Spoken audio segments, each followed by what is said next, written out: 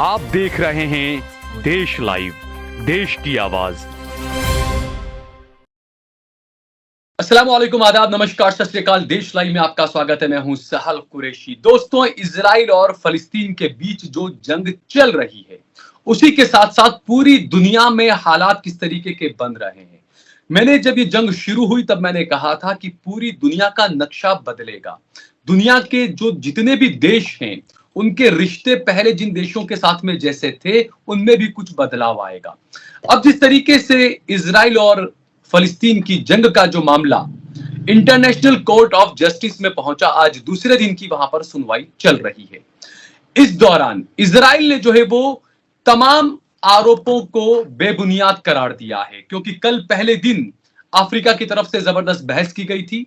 आज international court of justice में Israel ने अपना पक्ष रखा है और इस मामले पर आज बातचीत के लिए, क्योंकि मैं कोशिश करता हूं कि मेरे जो दर्शक हैं उन्हें ज्यादा से ज्यादा नॉलेज मिले, ज्यादा से ज्यादा जानकारी मिले और असली खबरें उन तक पहुंचे, और इसी के लिए आज मेरे साथ में खास मेहमान मौजूद हैं। मीडिया स्टार वर्ल्ड के मोहम्मद अहमद काज़मी साहब मौजूद हैं, जिनकी अंतरराष्ट्रीय खबरों पर जबरदस्त पकड़ है, पैनी नजर रहती है। इनका जो चैनल है उस पर आप अक्सर रात में 8 बजे के बाद उनका आप लाइव भी देख सकते हैं। पूरे जो इजराइल, फलस्तीन, सऊदी अरब, मिडल ईस्ट, जितने भी अरब देश है, इन तमाम का एक निचोड़ को लेकर वो एक लाइव अपना प्रोग्राम करते हैं। काफी बेहतरीन लाइव प्रोग्राम होता है, काफी अच्छी खबरें उसमें से भी मिलती है। तो आज मोहम्मद अहमद काज़मी साहब हमारे साथ में मौजूद है। मोहम्मद अहमद काज़मी साहब, बहुत बहुत खैर मकदम है आपका देश लाइव में। आपका बहुत बहुत शुक्रिया अपने दर्शकों से मुलाकात कराने के लिए। जी, आप अपने सवाल आगे शुरू कर सकते हैं। मोहम्मद अहमद काज़मी साहब, जिस तरीके से इजराइल और फलस्तीन के बीच में जो जंग चल रही है, 3 महीने से ज्यादा का वक्त गुजर चुका है। आज भी हमास के पास में इजराइल के कई सारे हॉस्टेजेस जमा हैं, उनके पास में हैं। आज तक उन हॉस्टेजेस को छुड़वा नहीं पाया है इजराइल। दूसरी तरफ नेतन्याहू बड़े बड़े दावे, बड़े बड़े वादे कर रहे हैं, लेकिन जमीनी लेवल पर यह हकीकत है कि इजराइल की जनता खुद, कुछ यहूदी खुद नेतन्याहू का और गाजा पर हो रही इजराइल की कार्रवाई का विरोध कर रहे हैं। क्या कहेंगे आप? देखिए, ये जंग वाकई जैसा कि आपने शुरू में कहा कि दुनिया का नक्शा बदलेगा, लोगों की सोचें बदलेंगी, मुल्कों की पॉलिसीज बदलेंगी। अब जिस तरह से 7 अक्टूबर से पहले अमेरिका की हैसियत थी या इजराइल की हैसियत थी, वो हैसियत अब जीरो होती हुई नजर आ रही है। और अब ऐसे हालात बन चुके हैं कि अमेरिका इजराइल से कह रहा है कि हिजबुल्लाह से पंगा मत लेना, हिजबुल्लाह से लड़ाई मत करना। यानी उन्हें यह नजर आ रहा है कि अभी तो हमास से हम लोग नहीं निपट पा रहे, अगर हिजबुल्लाह से भी पूरी तरह से बड़ी जंग शुरू हो गई तो ये बहुत बड़ी उनकी तबाही होगी। तो ये हालात बदल रहे हैं। इजराइल के प्राइम मिनिस्टर नेतन्याहू ने परसों अपना बयान बदला है। वो बदलते हुए हालात का नतीजा, बयान क्या बदला है? उन्होंने ये कहा है कि मैं ये क्लियर करना चाहता हूं कि गाजा पर हमारा परमानेंट कब्जे का कोई इरादा नहीं है और जो फिलिस्तीनी गाजा के लोग हैं उन्हें वहां से निकालने का भी इरादा नहीं है।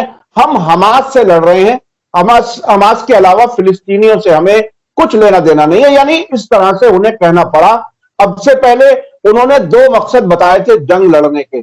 7 अक्टूबर को हमास के हमले के फौरन बाद जो पहला बयान आया था नेतन्याहू का, वो ये था कि हम हमास को खत्म किए बगैर रुकेंगे नहीं।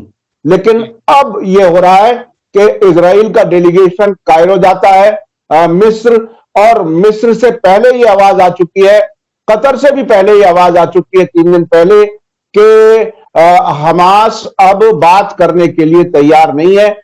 खास तौर पर उनके पॉलिट ब्यूरो के जो सेकंड इन कमांड साले अल अरोरी का जो बैरूत में कत्ल हुआ है, उसके बाद वो बात करने के लिए तैयार नहीं है। तो जंग का नतीजा बहुत आसान है समझना। इसका ऐलान नहीं होगा कि इजराइल हार गया, लेकिन हकीकत यह है कि हुथी अपनी जगह मजबूती से खड़े हैं। वो ये कह रहे हैं कि अमेरिका हमला करेगा तो हम उसका भरपूर जवाब देंगे। बल्कि जब लेकिन अमेरिका का काज़मी साहब, मैं आपको जी, बीच में थोड़ा-सा वो करूँगा, रोकूँगा। कल जो है वो अचानक, क्योंकि अपने यहाँ पर भारत के वक़्त के मुताबिक जब यहाँ पर रात को 2 ढाई बज रहे थे, तब मुझे मेरे भाई का यूरोप से मैसेज आया और उन्होंने कहा कि इंग्लैंड के प्रधानमंत्री ने एक कैबिनेट मीटिंग, हंगामी कैबिनेट मीटिंग बुलाई है। क्योंकि उस वक़्त वहाँ पर हालाँकि शाम का वक़्त था, तो हंगामी एक मीटिंग बुलाई और उसमें ये फैसला किया गया कि यमन पर हम हमला करेंगे। और उसके बाद में भारत में जब सुबह हुई तो खबर आई कि यमन पर जो है वो हुतीस पर जो है वो अमेरिका ने और इंग्लैंड ने मिलकर हमला कर दिया है, मिसाइलें दाग दी है। जी बिल्कुल। देखिए, हमला हुआ ये बिल्कुल पक्की बात है, लेकिन जी, आज इस वक्त जब हमारी आपकी बात हो रही है, जंग का नतीजा इसी वक्त नहीं आ जाने का। अभी बिल्कुल, बिल्कुल, हो सकता है जिस वक्त तक ये वीडियो अपलोड हो तब तक जवाबी कार्रवाई हो चुके, हो सकता है एक बिल्कुल, दिन के बाद कोई बड़ी कार्रवाई हो। तो हूथियों की तरफ से ये बात क्लियर है कि हम अपने लोगों के जज्बात और अपनी जिम्मेदारी समझते हैं कि मजलूम फिलिस्तीनी जो गाजा में हैं, जिन पर खाना पानी दवाएं सब बंद कर रखी हैं, वो जब तक नहीं खुलेंगी तब तक इजराइल जाने वाले या वहां से आने वाले जहाजों को बाबल मंदब से नहीं गुजरने दिया जाएगा। बिल्कुल। वो क्लैरिटी है उनके यहां, और मुझे इस बात पर यकीन है कि वो इस हमले का भी जवाब देंगे, और उनके यहां कोई पीछे हटने वाली हालत मुझे नहीं नजर आती। अच्छा, दूसरा, मोहम्मद अहमद काज़मी साहब, जिस तरीके से हमने देखा और जो खबरें आई, इज़राइल के खुद के कई चैनल्स बता रहे हैं, कई सहयूनी मीडिया बता रहा है कि इज़राइल के जो बंदरगाहें हैं, पिछले 1.5 महीने में वहां पर एक भी जहाज नहीं पहुंचा है। इज़राइल के खुद के चैनल्स बता रहे हैं कि खाने पीने के अशिया, तमाम साजो सामान जो है तकरीबन 80% महंगा हो चुका है। लेकिन उसके बावजूद भी सर्वाइवल की चीजें इजराइल को मिल रही है। जो अरब देशों से घिरा हुआ इजराइल है, वहां पर आज भी खान पान हर चीज पहुंच रही है। कैसे पहुंच रही है? जबकि गाजा के अंदर जो मजलूम मुसलमान जो निहत्थे मारे जा रहे हैं, शहीद हो रहे हैं, उनको न दवाएं मिल रही है, न खाना पीना मिल रहा है। तो ये भी कहीं ना कहीं सवाल उठ रहे हैं अरब देशों पर। यकीनी तौर पर तुर्की से, अरब मुल्कों से कारोबार जारी है। जिन मुल्कों के बॉर्डर मिलते हैं, खास तौर पर जॉर्डन, मिस्र, सऊदी अरब, इन सारे मुल्कों के एक तरह से अगर नजदीक से देखा जाए, डेटाज आ रहे हैं कि अब भी बड़ी तादाद में ये मुल्क इजराइल के साथ कारोबार कर रहे हैं। कर रहे हैं, बिल्कुल। तो असल में इजराइल को बचाने में और खास तौर पर गाजा के लोगों पर हमलों में ये अरब मुल्क शरीक हैं। मेरे पास तो इस हद तक भी इंफॉर्मेशन है कि यूएई से, सऊदी अरब से इजरायली जहाज उड़ करके गाजा पर बमबारी कर रहे हैं।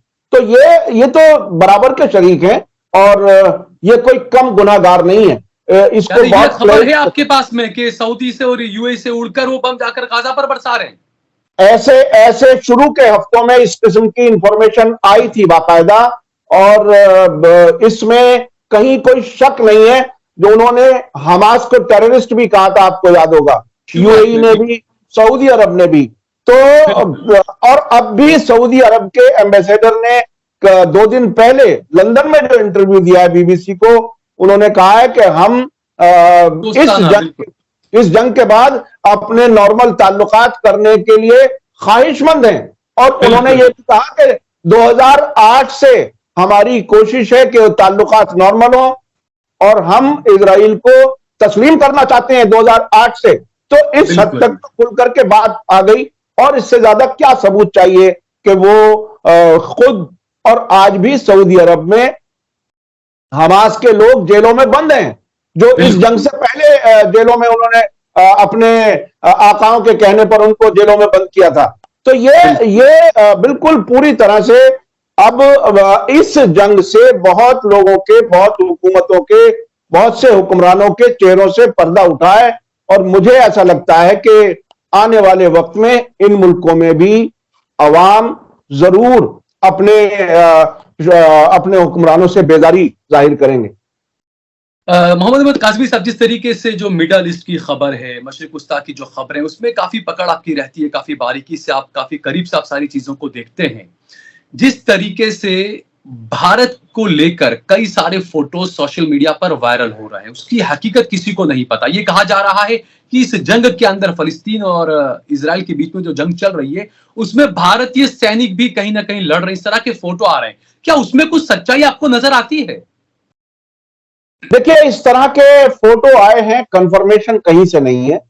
भारत सरकार की तरफ से ना तो उसे कबूल किया गया है कि ये सही है, और ना ही इनकार किया गया है। और जहां तक रंग का ताल्लुक है, स्किन कलर का ताल्लुक है, तो हमारी जैसी भारत के लोगों की स्किन का कलर दूसरे मुल्कों का भी हो सकता है। ये अभी कुछ यकीन, मैंने भी यकीन नहीं किया है, इसलिए मैंने इस पर अभी तक खबर नहीं की है। क्योंकि जो इंफॉर्मेशन आ रही है उस पर पूरी तरह से भरोसा नहीं किया जा सकता। लेकिन यह बात सही है कि पहला tweet prime minister Narendra Modi ने यह कहा था कि हम भारत इजराइल के कंधे से कंधा मिला करके खड़ा है, जंग के वक्त में हम साथ में हैं। तो अगर जिस तरह से सीक्रेट तरीके से ऐसी खबरें आती हैं जिनको कंफर्म नहीं किया जा सकता कि कश्मीर में भी इजराइल के कुछ फौजी और एडवाइजर मौजूद रहते हैं, उनको वो कभी मीडिया में नहीं आता, और उस पर हम कभी बहस भी नहीं कर पाते, इसलिए कि हकीकत मालूम नहीं है। तकरीबन उसी तरह से अगर भारत के फौजी भी वहां पर गए हुए हों तो हम उसे ना तो कंफर्म कर सकते ना डिनाई कर सकते। लेकिन अगर हम जालिम के साथ खड़े हैं, अगर हमारी फौज गजा में बेगुनाहों के कत्ल में शामिल है, तो ये बहुत बुरी बात है उस भारत के लिए जिसने हमेशा फिलिस्तीनियों के हक की बात की है। फिलिस्तीन, महात्मा गांधी ने बाकायदा कहा, जिस तरह से फ्रेंच के लिए फ्रांस है, हिंदुस्तानियों के लिए हिंदुस्तान भारत है, इसी तरह से फिलिस्तीनियों के लिए फिलिस्तीन है। तो अगर ऐसा है तो ये अच्छा नहीं है, इससे बचना चाहिए भारत सरकार। अच्छा, दूसरी बात मोहम्मद अहमद काज़मी साहब, जिस तरीके से महात्मा गांधी का जो किरदार रहा, पूरी दुनिया के जो शांति प्रिय लोग हैं, बिल्कुल वो महात्मा गांधी की तरफ देखते हैं, अहिंसा का रास्ता उन्होंने दिखाया, तमाम चीजें। लेकिन जो इजराइल फलस्तीन की जो जंग चल रही है, इसमें साउथ अफ्रीका ने नेल्सन मंडेला के नाम पर कहीं ना कहीं पूरी दुनिया में एक ऐसी लीड ले ली है। अरब देशों के मुंह पर भी तमाचा मार दिया उसने कि कोई मुस्लिम देश नहीं, 57 मुस्लिम देशों में से कोई खड़ा नहीं हुआ। अफ्रीका जो है वो सदी का सबसे बड़ा मुकदमा जो है वो उसने इंटरनेशनल कोर्ट में इजराइल के खिलाफ दर्ज करवा दिया। जी हाँ, ये बहुत बड़ा काम किया है उसने, और उसकी ईरान ने भी तारीफ की है, और बहुत से जो इंसाफ पसंद लोग हैं दुनिया के, वो साउथ अफ्रीका के इस कदम को काफी अप्रिशिएट कर रहे हैं। होना तो ये चाहिए था कि भारत उसमें आगे आता, भारत इंसाफ की बात करता, लेकिन नहीं हुआ। अब हमें तो बहरहाल उतने पे ही शिकायत है कि मोदी जी ने कह दिया कि हम इजराइल के साथ खड़े हैं। क्यों खड़े हैं? एक काबिज के साथ, एक इजराइल की बुनियाद फिलिस्तीन की जमीन पर कब्जा करके रखी गई है।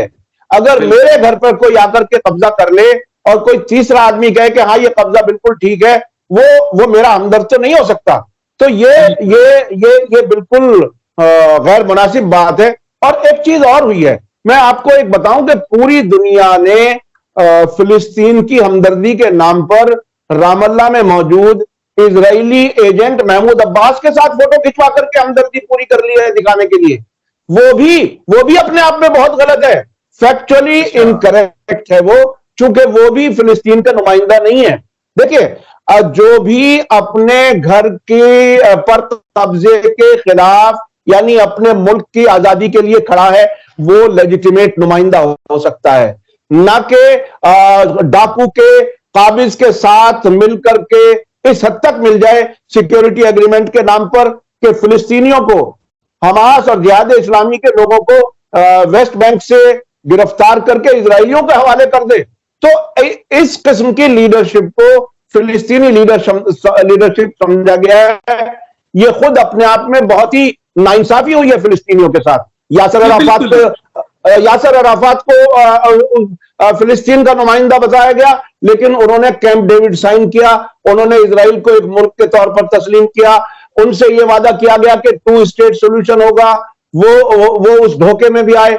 ओस्लो हुआ, वो भी एक तरह से धोखा हुआ फिलिस्तीनियों के साथ, और पूरी दुनिया बहुत ही अपना फख्र के साथ कहती है कि हम फिलिस्तीनियों के साथ हैं। गाजा की कोई खैर खबर नहीं लेता, जहां अब 23,000 से ज्यादा लोग मारे जा चुके हैं, और फिर अमेरिका, इजराइल महमूद अब्बास के ही हाथ में गाजा की हुकूमत भी देना चाहते हैं, और उन्हें ऐसा लगता है कि यही फिलिस्तीनियों के हक में बेहतर होगा। और एक बहुत ही दिलचस्प बात है, एंटनी ब्लिंकन ने जो अभी ताजा दौरा किया है, दौरा खत्म करके एक बात कही है बहुत ही इंटरेस्टिंग, उसमें उनका गुस्सा भी झलकता है, फ्रस्ट्रेशन भी झलकती है। वो ये कहते हैं कि इस इलाके को स्टेबल करने के लिए सबसे ज्यादा जरूरी है कि ईरान को आइसोलेट कर दिया जाए। यानी इन सारे मुल्कों में जहां जहां ये अरब मुल्कों में या तुर्की घूमे हैं, उसके नतीजे के तौर पर उन्होंने ये बात कही है, चूंकि वो रेजिस्टेंस को सपोर्ट करता है, चूंकि फिलिस्तीनियों के हक को सपोर्ट करता है, उसको आइसोलेट कर दीजिए किसी तरह से। लेकिन अब वॉशिंगटन और तेल अवीव में बैठे हुए लोगों के फैसले दुनिया में उन पर अमल होता हुआ नजर नहीं आता। वो दिन गुजर चुके जब वॉशिंगटन सारे मुल्कों की स्क्रिप्ट लिखता था और बाकी मुल्कों के लोग वो फैसले ले लेता था। अब फिल्म का डायरेक्टर एक नहीं है, ये सीधी बात ही है। अब सिर्फ वॉशिंगटन में बैठे हुए लोग फैसला नहीं कर सकते, अब तेहरान में बैठे हुए, बगदाद में बैठे हुए, सीरिया में, बेरूत में, ये लोग भी हैं जो फैसले ले रहे हैं। और हूथियों ने, जिनको अभी तक ये पूरी दुनिया, खासतौर पर यूएनओ रेबल कहती है, बागी कहती है, उन तक से तो इनसे निपटा नहीं जा रहा है, हमास से निपटा नहीं जा रहा है, तो इनकी हालत तो वैसे ही पतली है। मुझे ऐसा लगता है कि अगर ये कुछ दिन जंग लंबी चली, जो हमास के रुख से महसूस हो रहा है, जंग लंबी चली तो इजराइल और अमेरिका और कमजोर होंगे। बिल्कुल, इनकी कलाइयां तो खुली गई है, क्योंकि दुनिया भर के मुसलमानों को यह दिखाया गया था कि मोसाद से बड़ा दिमाग वाला कोई नहीं है, इजराइल से ज्यादा हाईटेक कोई नहीं है। लेकिन ये 3 महीने में देख लिया कि किस तरीके से उनकी कलाइयां खुली है। दूसरी बात, जिस तरीके से आपने कहा कि आपने महमूद अब्बास पर सवाल उठाए, मिडल ईस्ट के कई देशों पर आपने सवाल उठाए, हमास को लेकर जो बातें कही गई सऊदी अरब और यूएई की तरफ से। दूसरा, आज जब दूसरा दिन था इंटरनेशनल कोर्ट ऑफ जस्टिस में हियरिंग का, तो इजराइल का जो नुमाइंदा बोल रहा था, वो तमाम बातें वो ही बोल रहा था जो आपने कही अभी के सऊदी अरब ने जो कहा। सबसे पहला, उन्होंने कत्लेआम के आरोपों को मुस्तरद कर दिया, नकार दिया। दूसरा, उन्होंने ये भी कहा कि जो इजराइल के अंदर जो कैजुअल्टी हुई है, जो हमले हुए हैं, वो जो है वो नहीं दिखाए गए। तीसरा, उन्होंने ये कहा कि गाजा के अंदर 23,000 की जो शहादत दिखाई जा रही है लोगों की जो मरने की, वो जो है वो गलत है, कह रहे हैं वो हमास ने आंकड़े पेश किए हैं। तो यानी तमाम आरोपों को बिल्कुल बेबुनियाद करार दे दिया इजराइल ने। तो आज देखिए, इस बार बहुत ही दिलचस्प, मैं किसी यूट्यूबर के जरिए दी गई कुछ डिटेल्स में देख रहा था कल, और उसमें एक चीज ये बताई कि इस बार सिर्फ हथियार से जंग नहीं हो रही है, इस बार कैमरों से भी जंग हो रही है, और कैमरों में डॉक्यूमेंट किया जा रहा है। जहां जहां जो वाकयात हुए हैं, हिजबुल्लाह ने, खासतौर पर हमास ने कैमरों में डॉक्यूमेंट किया है उन हकीकतों को, और उन कैमरों से ली गई तस्वीरों को कोई नहीं झुटला सकता। जेनोसाइड का जो ट्रांसलेशन है, जो मीनिंग है, जेनोसाइड मुकम्मल तौर पर जेनोसाइड, ऐसा कि हजारों लोगों को एक साथ खत्म कर देना, अस्पतालों के ऊपर बमबारी करना। और बहुत ही दिलचस्प बात है, शर्म आनी चाहिए अमेरिका को कि अमेरिका के एंटनी ब्लिंकन ने 2 दिन पहले जब यरूशलेम में प्रेस कॉन्फ्रेंस की, तो यह कहा कि यह जंग इसलिए मुख्तलिफ है कि दुश्मन आम शहरियों के बीच में रहता है, दुश्मन स्कूलों की शरण लेता है, दुश्मन अस्पतालों की शरण लेता है। यानी उन्होंने स्कूलों पर, अस्पतालों पर, आम शहरियों पर इजरायली बमबारी को जायज करार दे दिया। इस तरह जायज करार दे दिया। ये देखिए, ये कब तक चलेगा? दुनिया सब कुछ खुली आंखों से देख रही है। अब मुझे नहीं लगता कि अमेरिका अपनी मर्जी से इस इलाके को चला पाएगा, और जैसे जैसे जंग गहरी हो रही है, बढ़ रही है, वो इनकी और चूल्हे हिलेंगी। और मुझे तो 2006 की जंग याद है, जब 34 दिन की जंग हुई थी हिजबुल्लाह के साथ, जिसको इजराइल ने हारने के बाद ये कहा था कि ये जंग ड्रॉ हुई है। उस जंग के दौरान इत्तेफाक से मैं खुद लंदन में था, और वहां इजरायली में उस वक्त तक इंटरनेट और वो चीजें उतनी ज्यादा कॉमन नहीं थी जितनी अब है। तो मैं बहुत सी चीजें, उनके इंटरव्यूज पढ़ता था इजरायली जनरल्स के, कमांडर्स के। वो ये कहते थे कि देखिए साहब, हमारी तो ट्रेनिंग ही नहीं है इस तरह की, हम किस तरह से जंग लड़ सकते हैं। लेकिन एक बात और बहुत दिलचस्प थी। पहले दूसरे हफ्ते में वॉशिंगटन से, तेल अवीव से, लंदन से, पेरिस से ये बयान आ रहे थे कि जब तक टेररिज्म को कुचला नहीं जाएगा, खत्म नहीं किया जाएगा, जंग बंद नहीं होगी। लेकिन जैसे ही 3 हफ्ते गुजरे तो इन्हीं राजधानियों से ये आवाजें आनी शुरू हो गई, जंग बंद करो, जंग बंद करो। तो ये इजराइल जब फंसता है, जब इजराइल परेशानी में होता है, जब उसको ज्यादा नुकसान होता है, तो ये मुल्क जंगबंदी की बातें कर रहे हैं। अभी का जो दौरा एंटनी ब्लिंकन का था, उसी का था कि वो जंग बंद कराने की कोशिश कर रहे थे और इजराइल को ये समझा रहे थे कि हिजबुल्लाह से मत लड़ो। तो ये वही है जिस नुकसान को ये अभी तक छुपा रहे हैं, बता नहीं रहे हैं। हजारों की तादाद में इजरायली फौजी मारे जा चुके हैं। एक जर्नलिस्ट जिसने सही तादाद बताई, उसका कत्ल कर दिया गया, बाकायदा इजरायली जर्नलिस्ट का। और 100 से ज्यादा जर्नलिस्ट को गाजा में कत्ल कर दिया गया। यानी आप सच्चाई बाहर ही नहीं आने देना चाहते। तो इस किस्म की जंग आप वक्ती तौर पर तो प्रोपेगेंडा कर सकते हैं, लेकिन जड़ें तो हिल चुकी हैं। अच्छा, आखिरी सवाल ये काज़मी साहब कि आप इजराइल फलस्तीन की जो जंग चल रही है, पूरी दुनिया, जो लोग पहले, क्योंकि हमने देखा कि पिछले 3 महीने में अमेरिका की तरफ से भी यू टर्न लिया गया, इजराइल के प्रधानमंत्री की तरफ से भी यू टर्न लिया गया। कहीं ना कहीं आप जो कह रहे हैं वो बात सही है कि इनकी चूल्हें हिल चुकी है और आगे और इनकी चूल्हें हिलने वाली है। तो आप इस जंग को कैसे देखते हैं? क्या ये जंग अब बिल्कुल अपने दहाने पे बिल्कुल रुकने वाली है, खत्म होने वाली है, या ये जंग और ज्यादा आगे बढ़ेगी? क्या लगता है आपको? देखिए, अगर नेतन्याहू की दीवानगी ऐसे ही जारी रही, हालांकि उसकी दीवानगी जरा कम हुई है जब ये कहा कि गाजा पे हम परमानेंट कब्जा नहीं करना चाहते। बिल्कुल। और जिस तरह से कायरो से डेलीगेशन इजराइल का खाली हाथ वापस आया है, उससे तो ये अंदाज होता है कि अब इजराइल जल्दी जंगबंदी चाहता है। अब हमास की तरफ से एक बात बहुत ही क्लियर कही गई है कि जंग बंद होने से पहले कोई भी कैदियों की अदला बदली के बारे में बात नहीं होगी। अगर पहले ये जंग बंद कर देंगे तो कैदियों की अदला बदली में शर्तें और सख्त होंगी। उसके लिए इजराइल परेशान है, और वो इस बार 2-3 चीजें कहने वाले हैं जो कह चुके हैं। कुछ चीजें लीक होकर के आ गई हैं, चूंकि मैं रिसर्च करता रहता हूं कि आखिर कहां अटका हुआ है मामला। अब हमास ये चाहता है, नंबर 1, पूरी तरह से गाजा से खाली हो, इजरायली जाएं। नंबर 2, कोई पाबंदी ना रहे। नंबर 3, सारे फिलिस्तीनी जितने कैदी इजराइल की जेलों में हैं वो सारे छूटें, तब जाकर के कोई बात बनेगी। अभी देखिए कब इन शर्तों को वो मानते हैं और इजराइल उसे कबूल करता है, ये आने वाला वक्त बताएगा। ठीक है मोहम्मद अहमद काज़मी साहब, बहुत बहुत शुक्रिया आपका कि आपने हमारे दर्शकों को हमारे प्लेटफॉर्म पर आकर वो तमाम नॉलेज दी है, क्योंकि ये वो दौर है।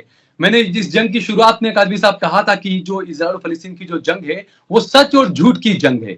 जो आपने कहा कि कैमरों से जंग लड़ी जा रही है और तमाम चीजें, बिल्कुल वही चीजें मुझे लगता है आने वाली हर जंग शायद उसी तरीके से लड़ी जाएगी। और ऐसे में आपने एक बेहतरीन कोशिश की कि दर्शकों को वो तमाम सच्ची खबरें दिखाने की कोशिश की, जो सिर्फ भारत का गोदी मीडिया ही नहीं, अब तो इंटरनेशनल भी कई सारे गोदी मीडिया हैं जो वो खबरों को नहीं दिखा पाते हैं। बीबीसी का भी उसमें एक अलग सा रोल नजर आया, गोदी मीडिया बड़ा बनकर उभरा है बीबीसी भी। तो इन तमाम चीजों के बीच में, इस तमाम हालात के बीच में आपने हमारे दर्शकों को एक सच्ची खबर और रूबरू कराने की कोशिश की, उसके लिए आपका बहुत बहुत शुक्रिया। बहुत बहुत शुक्रिया आपका, थैंक यू।